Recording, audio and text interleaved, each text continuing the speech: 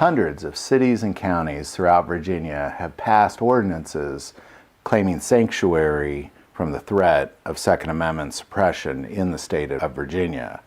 Led by Governor Ralph Northam and the newly elected Democrat majority, they refer to this suppression as gun safety regulation. However, according to CNBC News and Finance, the entire November election was financed by none other than presidential candidate Michael Bloomberg. Not only was the majority of this election funded by him, but his financing outdid the NRA in the state of Virginia, specifically trying to get the Second Amendment suppressed in the state of Virginia.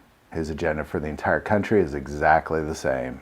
I met Michael Bloomberg one day. I was in New York City standing outside the Museum of Natural History, and he was standing there walking to his car, and he made eye contact with me and for some reason came up and talked with me.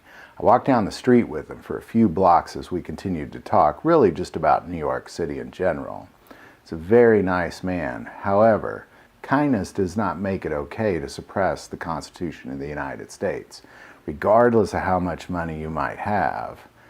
A lot of people are complaining in this country lately about the wealthy buying politicians. Just so happens Michael Bloomberg has bought some of the most suppressive ones of all. So as we enter into the January, definitely be in prayer for Virginia.